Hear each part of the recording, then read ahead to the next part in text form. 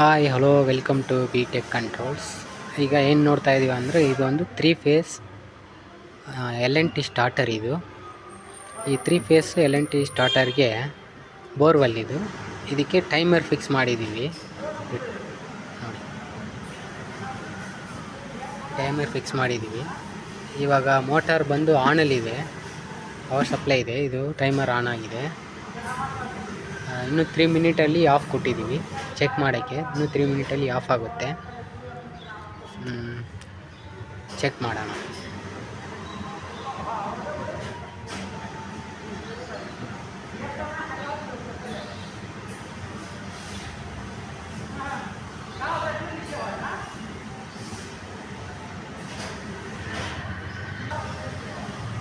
ಈಗ ಟೈಮ್ ಏನಂದರೆ 14:09 ಆಯಿತು, ಅಂದರೆ 2 ಗಂಟೆ 9 ನಿಮಿಷ ಆಗಿದೆ.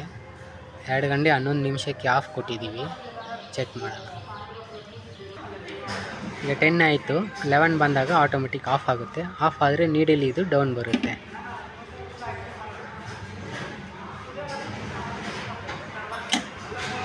ಆಫ್ ಆಯಿತು. ಓಕೆ.